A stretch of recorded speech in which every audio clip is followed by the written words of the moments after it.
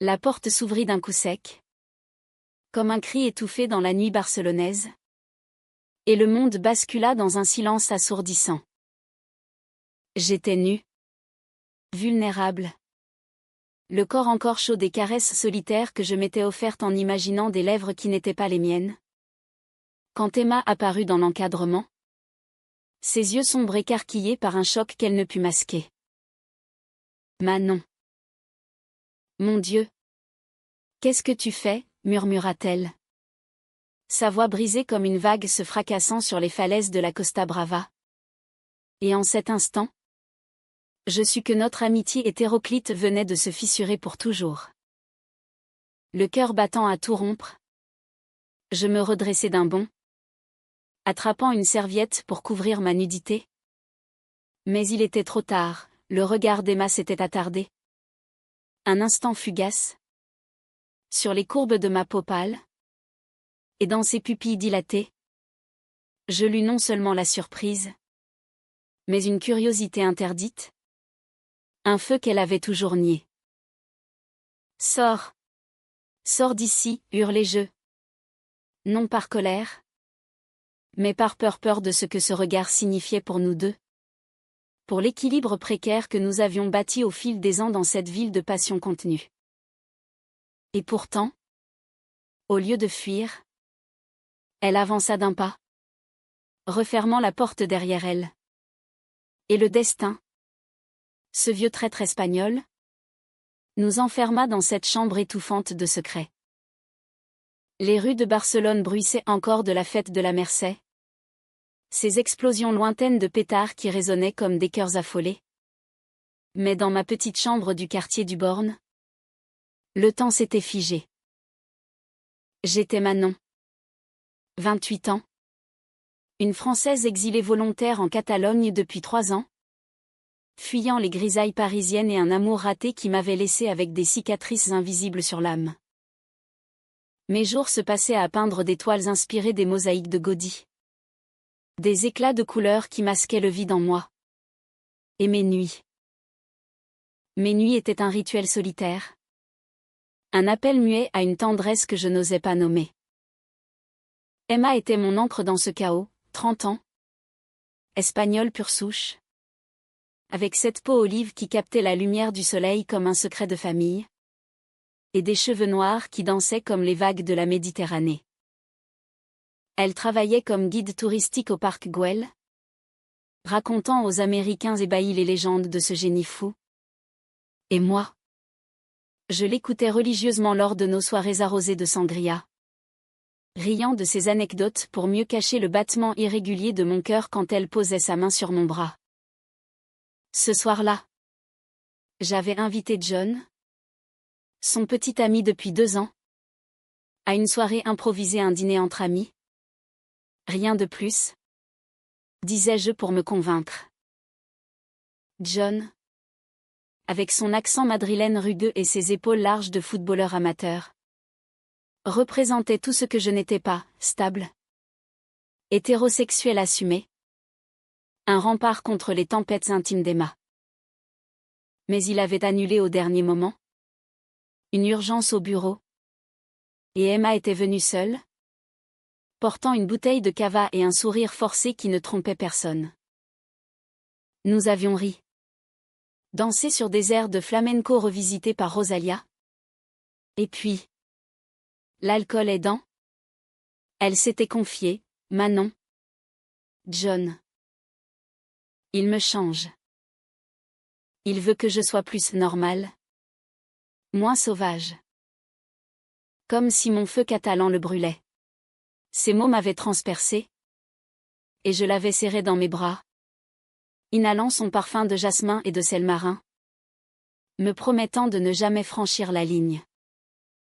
Pourtant, quand elle était partie aux toilettes, j'avais sombré dans cette chambre adjacente, laissant mes mains errer sur mon corps en murmurant son nom dans le noir. Et voilà que la porte s'ouvrait à nouveau, pas John. Non. Mais Emma elle-même, qui avait dû se tromper de chemin dans l'appartement exigu.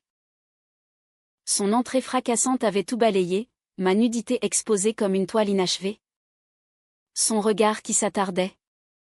Et ce silence chargé d'électricité qui nous liait désormais d'une chaîne invisible. Je suis désolée, balbutia-t-elle enfin, reculant d'un pas. Mais ses yeux ne quittaient pas les miens. Et je vis l'hésitation dans sa posture. Ce corps menu et athlétique tendu comme un arc. Elle portait encore sa robe rouge sang. Celle qui moulait ses hanches avec une insolence méditerranéenne. Et ses lèvres, légèrement entr'ouvertes, semblaient inviter à un aveu. Non. Reste, dis-je d'une voix que je ne reconnus pas. La serviette serrée contre ma poitrine comme un bouclier dérisoire. C'est moi qui devrais m'excuser.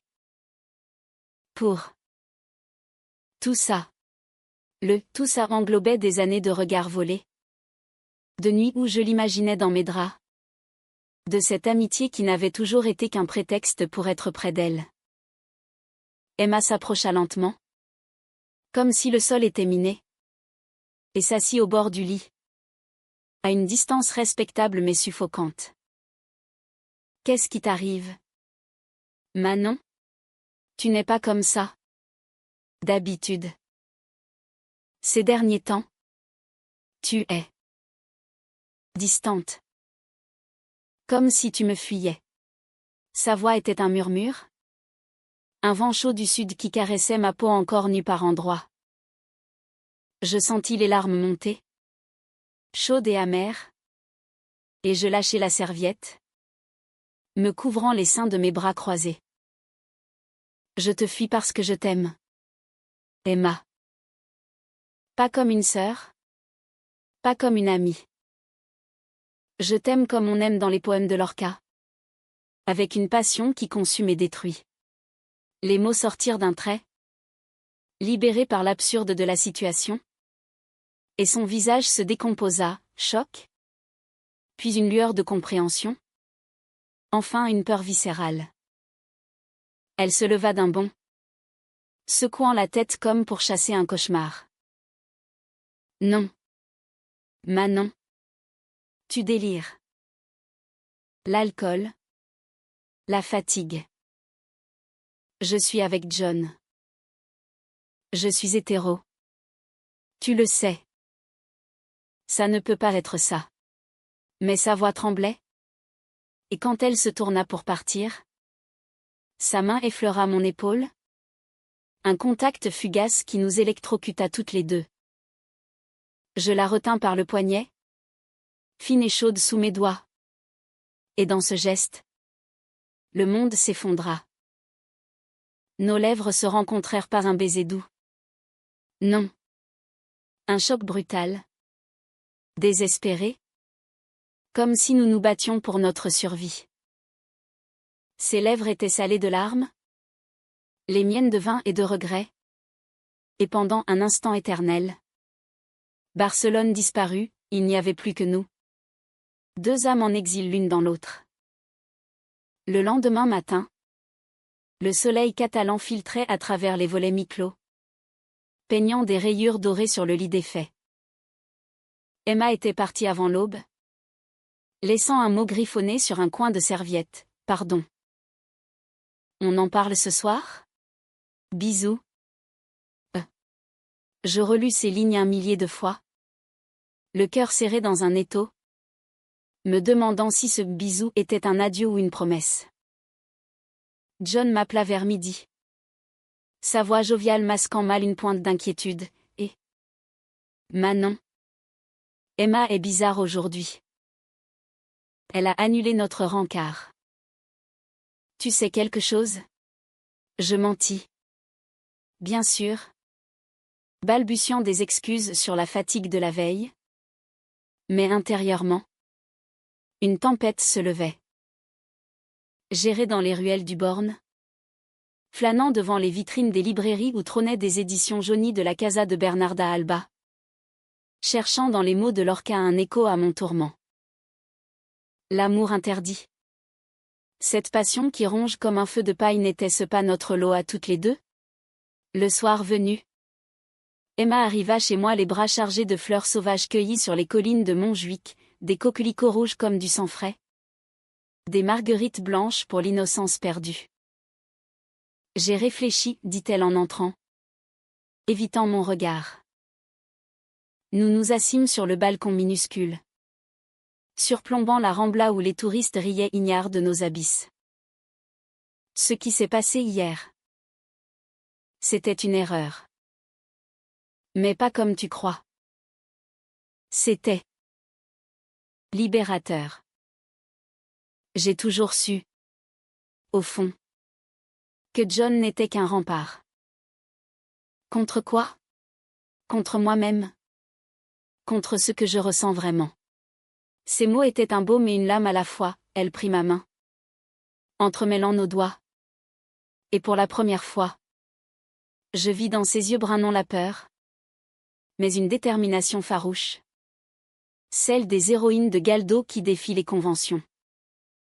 Nous parlâmes jusqu'à l'aube, tissant des confidences comme une toile fragile, ses doutes sur son orientation. Enfouis depuis l'adolescence dans une Espagne encore arc-en-ciel naissant, mes amours passés à Paris. Ces femmes éphémères qui m'avaient appris la vulnérabilité.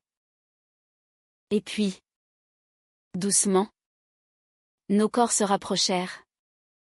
Nos lèvres se retrouvèrent dans un baiser cette fois tendre, exploratoire, comme un premier pas sur une plage inconnue. Ses mains sur ma peau étaient hésitantes, puis assurées, traçant des cartes invisibles de désir. Nous fîmes l'amour sous les étoiles barcelonaises. Un rituel païen où chaque caresse était une déclaration, chaque gémissement un serment. Emma, avec sa fougue espagnole, m'emporta dans un tourbillon de sensations, ses lèvres sur mon cou, ses doigts dans mes cheveux, son corps pressé contre le mien comme pour fusionner nos âmes. Pour la première fois, je me sentis entière, aimée non pour mes masques, mais pour mes fêlures. Mais l'idylle naissante porta en elle les germes de la tragédie. John, cet innocent rempart, commença à suspecter quelque chose. Une semaine plus tard, lors d'un dîner à trois forcé une tentative maladroite de normalité, il nous observa avec une acuité blessante. Vous deux, vous êtes bizarres ces jours-ci. Comme si vous partagiez un secret. Emma rit nerveusement, serrant ma main sous la table. Mais je vis dans ses yeux l'ombre du doute. Et puis, la nuit suivante, alors que nous dormions enlacés, son téléphone vibra, un message de John, vu par inadvertance. Je sais pour Manon. Ne me prends pas pour un idiot. On en parle demain. Ou c'est fini. Le monde s'effondra à nouveau. Et Emma, blême, se rhabilla en silence. Je dois lui dire la vérité. Pour nous. Mais dans sa voix, je perçus la fêlure, la peur de perdre non seulement John, mais son identité forgée dans les mensonges. Les jours suivants furent un tourbillon de passion et de tourments. Nous nous volions des moments volés, une escapade à Sitges. Cette ville arc-en-ciel où les embrassades n'effraient personne. Où nous marchâmes main dans la main sur la plage de sable fin. Riant comme des adolescentes. Emma s'ouvrait comme une fleur au soleil. Me racontant ses rêves d'enfance, une petite fille catalane jouant à la mariée avec sa poupée. Mais imaginant secrètement une mariée comme elle. Avec toi, Manon. Je me sens vivante. Pas une ombre dans l'ombre de John. Nos nuits étaient des symphonies de murmures et de soupirs. Son corps souple et ardent contre le mien. Explorant des territoires inexplorés avec une tendresse infinie. Pourtant, sous cette romance idyllique, le conflit couvait, John refusait de lâcher prise. Bombardant Emma de messages suppliants, puis accusateurs. Tu vas détruire tout ce qu'on a bâti pour une lubie? Pour elle? Le point de non-retour survint un soir pluvieux de novembre. quand John surgit chez moi sans prévenir. Ivre de rage et de cava. Emma était là. Nous partagions un dîner intime aux chandelles. Quand la porte vola en éclats, non littéralement, mais dans un fracas de poing contre le bois. Salaud! Espèce de traîtresse, hurla-t-il. Les yeux injectés de sang, pointant un doigt tremblant vers nous. Je me levai, protégeant Emma de mon corps frêle. Mais elle s'interposa, les larmes aux yeux. John, c'est fini. Ce n'est pas une lubie. C'est moi. La vraie moi. Les mots jaillirent comme un torrent. Et il s'effondra en sanglots. Un géant brisé par l'amour perdu. Il partit en maudissant, promettant de nous faire payer.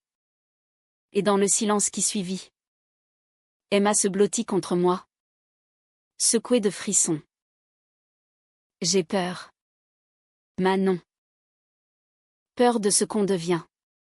La pluie catalane, rare mais violente, martelait les vitres de l'appartement comme un reproche du ciel. Emma et moi restâmes enlacés des heures durant, son corps tremblant contre le mien. Un mélange de peur et de désir qui nous liait plus fort que jamais. Il va nous détruire, murmura-t-elle enfin. Sa voix un filet de voix brisé par l'orage intérieur. Je caressai ses cheveux noirs, humides de sueur et de larmes, sentant sous mes doigts la pulsation fiévreuse de sa nuque. Non. À mort.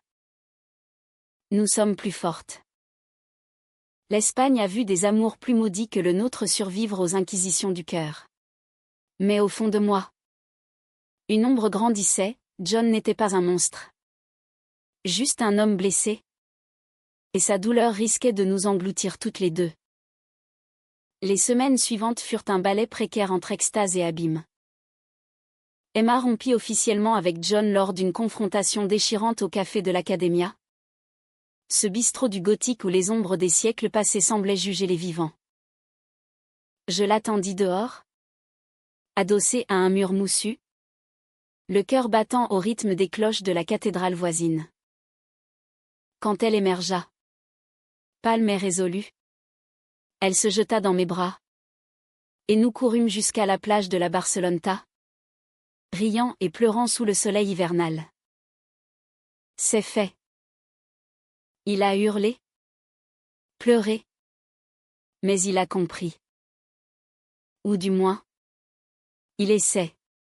Ce soir-là, nous célébrâmes notre liberté naissante avec un pique-nique improvisé, du jambon ibérique, du fromage de chèvre frais, et une bouteille de Priorat rouge comme notre passion. Sur le sable encore tiède, nous nous embrassâmes avec une urgence nouvelle. Ses mains glissant sous mon pull pour caresser ma peau frissonnante. Mon souffle se mêlant au sien dans un duo de gémissements étouffés par le bruit des vagues. Pourtant, la trahison guettait, tapie dans les recoins les plus inattendus. Emma, libérée de John, se lança dans une frénésie de découverte. Elle rejoignit un groupe LGBT de Barcelone. Ces soirées au Moog où les beats électroniques pulsaient comme des cœurs affolés. Et où elle dansait avec une liberté que je n'avais jamais vue. Viens avec moi. Manon. Laisse-toi emporter, me suppliait-elle. Ses yeux brillants d'un éclat fiévreux. J'y allais. Bien sûr. Mais une jalousie sournoise s'insinuait en moi, voir ses hanches onduler au rythme de la musique, attirant les regards d'autres femmes, des Catalanes aux cheveux courts et tatoués. Des expatriés comme moi au sourire carnassier. Une nuit. Alors que nous rentrions, ivres de gin tonic et de baisers volés dans les ruelles sombres, elle avoua, j'ai rencontré quelqu'un au groupe. Pas comme toi. Juste. Une amie. Elle s'appelle Sophia. Elle comprend ce que je vis. Sophia. Ce nom devint un poison lent. 32 ans. Une avocate militante aux cheveux roux flamboyants et au sourire conquérant. Elle incarnait tout ce que je n'étais pas, espagnole jusqu'à la moelle. Affirmée dans sa lesbienne assumée. Avec un réseau de soutien que je, française solitaire, enviait secrètement. Emma la mentionnait de plus en plus. Innocemment au début, Sofia m'a conseillé ce livre sur l'histoire queer en Catalogne. Puis, plus intimement, on a pris un café. Elle est si drôle. Manon. Elle me fait rire comme personne. Je hochais la tête, ravalant ma bile, me convainquant que c'était le contre-coup de la rupture avec John. Mais les nuits où elle rentrait tard, prétextant des réunions du groupe, je peignais furieusement, barbouillant des toiles de bleus orageux et de rouges sanglants, des abstractions qui hurlaient ma peur de la perdre. Le conflit éclata lors d'une escapade à Cadaqués, ce village de pêcheurs blottis par dalles, où Salvador avait peint ses amours tourmentés. Nous avions loué une petite maison au bord de la mer, fuyant la ville pour raviver notre flamme. Les premiers jours furent paradisiaques, baignades nues dans les criques turquoises, dîner de fruits de mer arrosés de vin local, et des après-midi paresseux où Emma lisait du poésie de Machado à voix haute, sa tête sur mes genoux. Écoute ça, je suis née pour te connaître, pour te nommer. Liberté. C'est nous. Non, disait-elle. Et je l'embrassais, perdant mes doigts dans sa crinière noire, sentant son pouce accélérer sous ma paume. Mais le troisième soir, alors que la lune argentait les vagues, son téléphone sonna, Sofia. Emma répondit en riant, s'éloignant sur la terrasse. Et je les entendis ces murmures complices. C'est « tu me manques déjà » qui n'était pas pour moi. Quand elle revint, je l'affrontai. Les larmes aux yeux, qui est-ce vraiment? Sofia? Une amie? Ou la prochaine trahison? Elle pâlit. Puis explosa, c'est injuste. Manon. Tu crois que c'est facile pour moi? J'ai passé ma vie à me cacher. À jouer l'hétéro pour plaire à John. À ma famille. Sofia. Elle me voit. Vraiment. Pas comme une curiosité française. Une exotique à aimer. Ces mots me transpercèrent comme des dagues. Exotique étais-je donc cela pour elle? Un caprice? Un interlude avant le vrai amour? La dispute fit rage sous les étoiles indifférentes. Nos voix se brisant sur les rochers. Tu me trahis avant même qu'on ait commencé, hurlai-je. Et elle riposta, c'est toi qui m'étouffes avec tes insécurités. Laisse-moi respirer. Manon. Laisse-moi être. Elle partit dormir sur le canapé. Et je passai la nuit à fixer le plafond. Le cœur en lambeaux. Le matin, au réveil, elle s'excusa. Nous nous réconciliâmes dans un bain de larmes et de baisers. Mais la graine de la discorde était semée. De retour à Barcelone, Sofia devint une ombre omniprésente, des textos incessants. Des invitations à des manifs pour les droits queer que Emma acceptait sans moi. Viens. S'il te plaît, me suppliait-elle. Mais je refusais. Prétextant mes toiles. Me repliant dans ma bulle de peinture et de solitude. John, de son côté, n'avait pas disparu. Il m'envoya un message anonyme ou du moins. Je le soupçonnais une photo floue d'Emma et Sofia, riant dans un bar du Raval. Elle te mérite pas. Laisse-la tranquille. La paranoïa s'installa, étais-je la méchante de cette histoire? L'intruse française qui avait volé l'amour d'un homme pour le corrompre? Je confrontai Emma un soir. Brandissant le téléphone, c'est lui. Il te manipule encore. Elle nia. Mais ses yeux fuyants trahirent le mensonge. John m'appelle parfois. Juste pour parler. Il est perdu? Manon. Comme moi. Et là. Dans un éclair de lucidité douloureuse. Je compris, la trahison n'était pas seulement Sophia, c'était le passé qui refusait de mourir. Les chaînes invisibles de la norme qui tiraient Emma en arrière. Noël approchait. Et avec lui. La famille d'Emma, ses parents catalans traditionnalistes de Tarragone. Qui voyaient en moi l'amie française un peu bizarre. Nous devions les rejoindre pour les fêtes.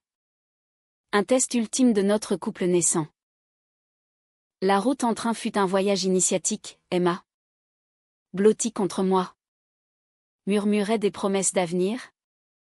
Mais ses silences étaient éloquents. À Tarragone. L'accueil fut poli mais froid, sa mère. Une femme au chignon sévère. Me toisa comme une menace. Son père posant des questions innocentes sur Paris qui masquaient son malaise. John était là. Bien sûr un ami de la famille. Prétexta Théon. Et son regard sur Emma était un poignard, possessif.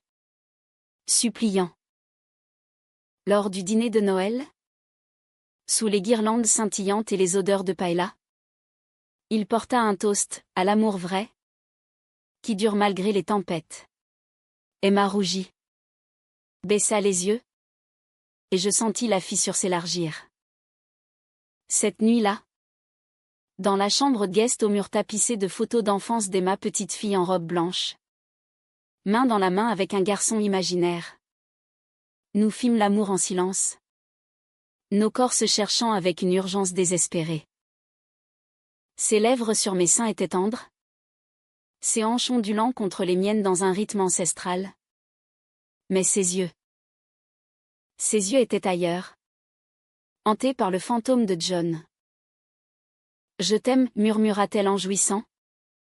Mais les mots sonnaient faux. Comme un écho distant. Le lendemain. Alors que nous rentrions à Barcelone. Elle avoua, Sophia m'a invité à une retraite queer à Madrid. Juste 3 jours.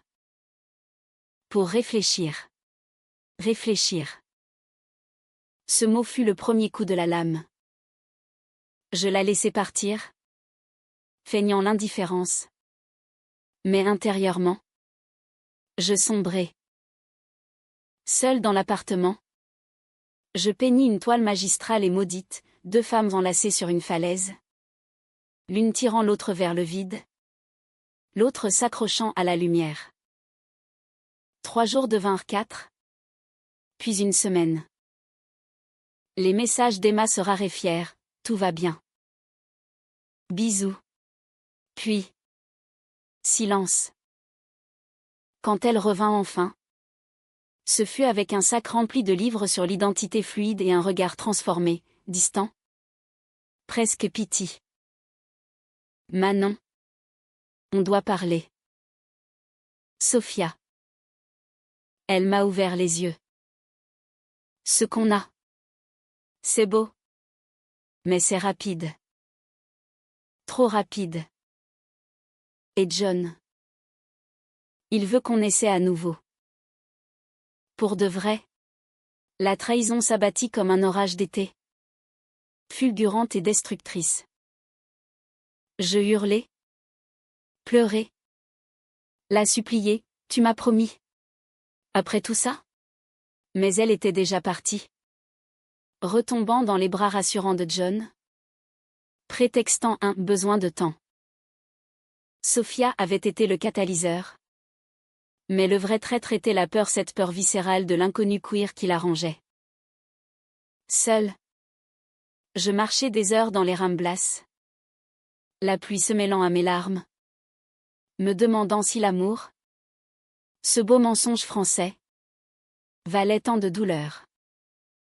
Les mois d'hiver barcelonais s'étirèrent comme une toile grise. Un brouillard catalan qui enveloppait la ville d'une mélancolie tenace. Emma avait disparu de ma vie comme un mirage méditerranéen. Réapparaissant sporadiquement en messages laconiques, ça va? On se voit pour un café? Mais je refusais. barricadée dans mon atelier du Born, où les pinceaux devenaient des armes contre l'oubli. Mes toiles hurlaient désormais, des nus féminins entrelacés dans des tempêtes de couleurs. Des paysages de la Costa Brava déchirés par des éclairs roses et violets. Symbole d'un amour brisé.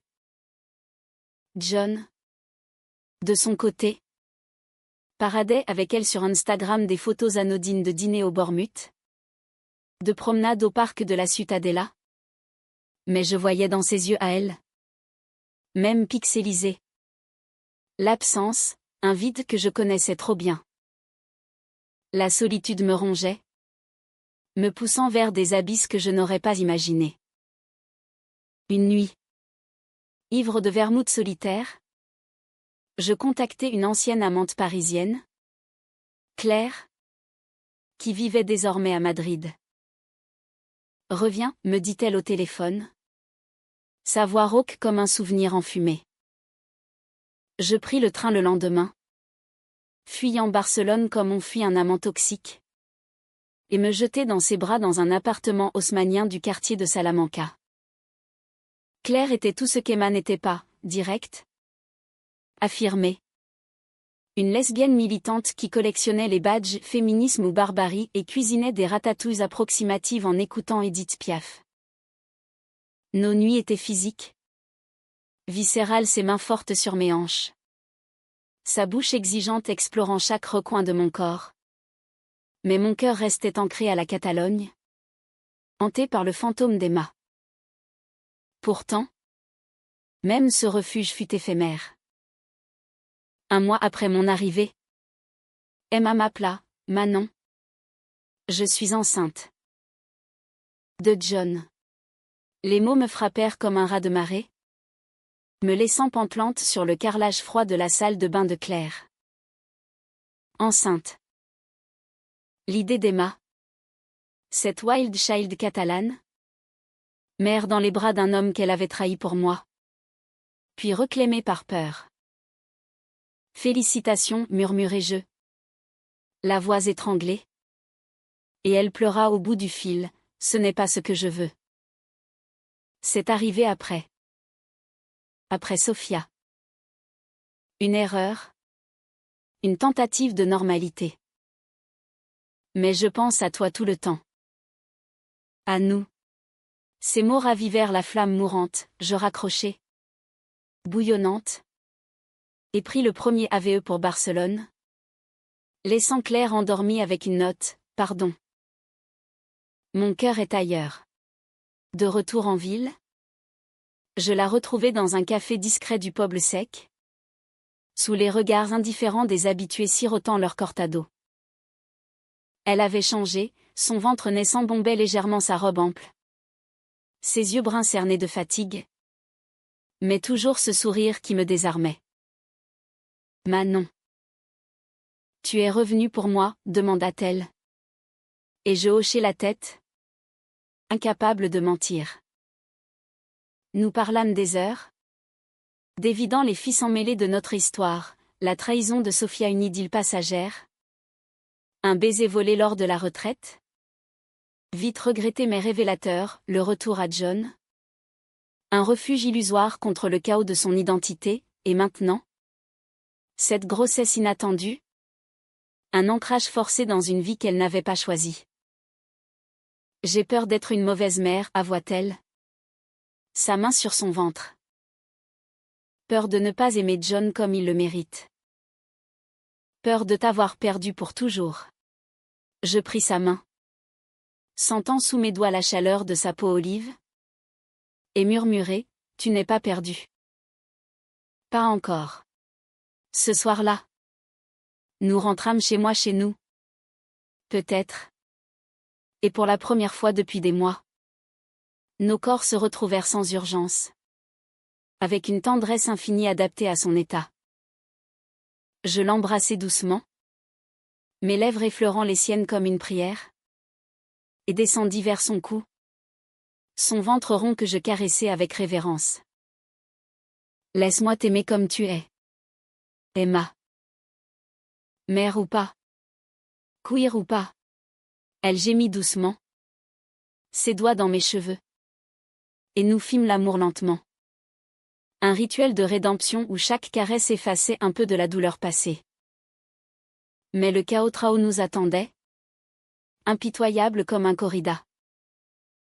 John apprit notre re-rencontre par un ami commun, ces ragots barcelonais qui voyagent plus vite que le Mistral.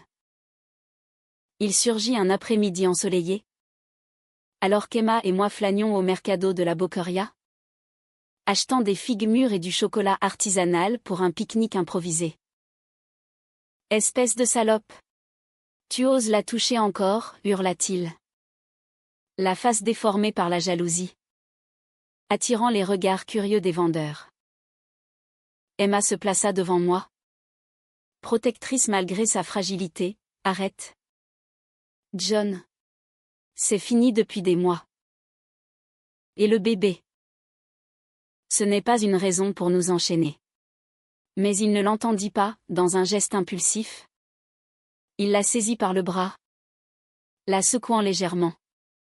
Et je vis rouge.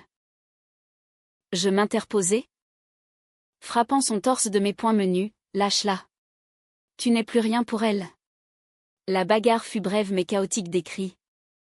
Des passants intervenant. La police municipale alertée par le tumulte. John fut emmené menotté pour agression légère.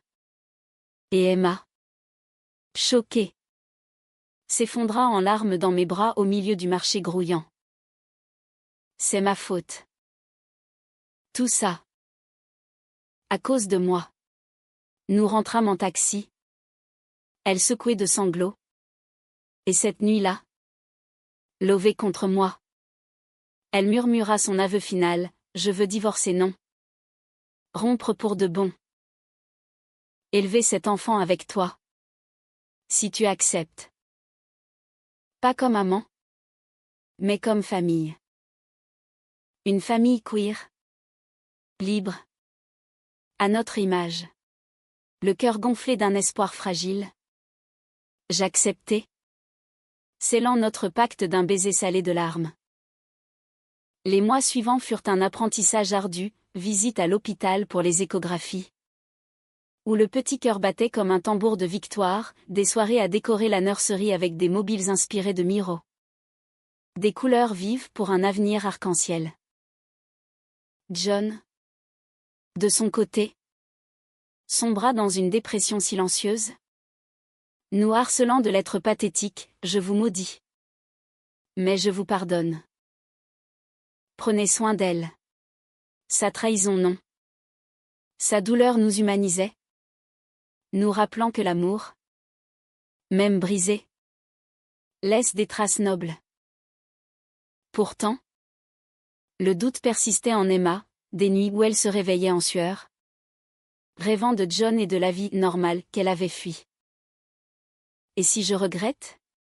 Et si je ne suis pas faite pour ça, me confiait-elle. Et je la berçais, chantant des berceuses françaises au clair de la lune remixée en catalan jusqu'à ce que le sommeil l'emporte. Sophia réapparut brièvement. Un message d'encouragement, tu es courageuse. Emma. Vis ta vérité. Ironie du sort, la rivale d'hier devenait une alliée. Un rappel que les trahisons peuvent se muer en leçons. L'accouchement arriva par une nuit d'orage en mai. Alors que la Rambla scintillait sous les lumières de la fête de San Jordi. Emma hurla dans la salle d'accouchement de l'hôpital clinique. Sa main broyant la mienne. Et quand le cri du bébé déchira l'air, une fille, minuscule et furieuse, aux yeux bruns comme sa mère, le monde s'illumina. Nous la nommâmes Luna. Pour la lune qui avait vu nos premiers baisers. Nos disputes les plus âpres. John vint la voir. Les yeux rougis. Éteint sa petite fille, non. Sa fille avec une tendresse qui nous désarma. Je m'effacerai. Pour elle. Pour vous. Ce fut son adieu.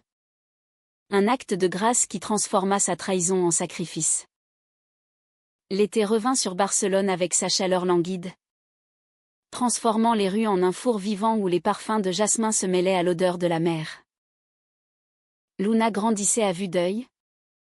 Une petite tornade aux boucles noires naissantes et au rire contagieux, qui rampait déjà sur les tapis berbères de notre appartement agrandi. J'avais sous-loué une pièce pour en faire une nurserie baignée de lumière. Emma et moi naviguions dans cette maternité partagée avec une maladresse touchante. Elle, l'espagnole instinctive, chantait des berceuses catalanes en allaitant, son corps encore marqué par la grossesse mais plus désirable que jamais dans sa sensualité nouvelle. Moi, la française cartésienne, gérait les nuits blanches avec des cafés serrés et des croquis de Luna endormie, immortalisant ses traits dans des carnets qui deviendraient un jour un album d'amour. Notre relation, forgée dans le feu des conflits, s'était muée en quelque chose de plus profond, un compagnonnage humain, teinté de romantisme mais ancré dans le quotidien. Les matins, nous nous réveillons enlacés. Luna entre nous comme un pont vivant, et nos baisers avaient le goût doux des promesses tenues. Merci d'être resté, murmurait Emma un soir, alors que nous dînions sur le balcon une paella végétarienne que j'avais tenté de maîtriser, riant de mes échecs culinaires. Ses yeux, ces puits bruns où j'avais failli me noyer, brillaient désormais d'une paix conquise. Tu m'as sauvé de moi-même? Manon. De cette vie fade que John m'offrait. John. Il s'était exilé à Madrid, reprenant ses études de droit pour se reconstruire, nous envoyant occasionnellement des photos de ses randonnées dans la Sierra Nevada, pour Luna. Dis-lui que papa l'aime. Sa trahison ou plutôt son refus initial de lâcher prise avait été le catalyseur de notre maturité. Sans lui, sans la douleur qu'il nous avait infligée, nous n'aurions pas appris la résilience. Emma lui rendait visite avec Luna une fois par mois. Un rituel civilisé qui apaisait les fantômes. Il est un bon père? À sa façon. Mais toi, tu es ma vie. Ces mots, susurrés lors d'une escapade à la Costa Brava, celle-là même où notre passion avait failli s'achever, scellaient notre rédemption. Sophia, quant à elle, devint une amie improbable. Lors d'une expo de mes toiles au CCCB, un hommage aux amours queer dans l'art catalan, elle apparut, élégante dans un tailleur pantalon, et nous serra dans ses bras sans amertume. Vous deux, vous êtes une œuvre d'art vivante, dit-elle. Et nous rîmes, toquant des verres de cava à la santé des ex-rivalités. La nuit, de retour à la maison, Emma et moi célébrâmes une douche partagée où l'eau cascadait sur nos corps nus, ses mains savonneuses glissant sur mes courbes avec une familiarité amoureuse, mes lèvres traçant des sillages d'eau sur sa peau olive. Nous fîmes l'amour sur le sol de la salle de bain. Luna gardée par une voisine bienveillante. Un abandon total où nos gémissements se mêlaient au bruit de la ville endormie. Pour toujours, altatait-elle en atteignant l'extase. Et je la crus. Enfin. Mais la vie, cette grande humaniste espagnole, réservait encore des épreuves. Un automne, alors que Luna apprenait à marcher en titubant vers nous avec des cris de joie, Emma reçut une lettre de sa famille, un ultimatum voilé. Ton choix de vie. Avec elle. Nous brise le cœur. Réfléchis pour Luna. Les vieux démons ressurgirent, doute. Nuit blanche. Emma se repliant sur elle-même comme une huître blessée. Et si elles ont raison? Et si je prive Luna d'une famille normale? Je l'emmenai alors sur les falaises de Cap de Creux. Ce paysage surréaliste que Dahl avait aimé pour ses formes tourmentées. Et là, sous un ciel violet crépusculaire, je lui parlais du cœur de notre histoire. Regarde la mer, Emma. Elle est faite de tempêtes et de calmes plats, de trahison des marées et de retours fidèles. Nous sommes comme elle, imparfaites, mais vivantes. John nous a trahis par amour possessif, Sophia par curiosité, même nous. Nous nous sommes trahis par peur. Mais regardez-nous maintenant, une famille forgée dans le feu. Plus forte que les conventions. Elle pleura. Puis m'embrassa avec une passion renouvelée. Ses lèvres salées par les embruns. Et nous restâmes là. Assises sur les rochers. À regarder le soleil se noyer dans l'horizon. Luna, potelée et rieuse, babillait à nos pieds, ignorant les abysses que nous avions traversés. Le dénouement vint doucement, comme une marée montante. Emma écrivit une lettre à sa famille. Non en défi. Mais en humanité, Manon est ma compagne, ma moitié. Luna grandira dans l'amour, pas dans le mensonge. Venez nous voir, ou restez loin. Mais sachez que nous vous aimons. Sa mère répondit d'abord par le silence, puis par une carte postale de Tarragone, une photo de la mer, avec ces mots, pour Luna. Et pour toi, ma fille. On essaie.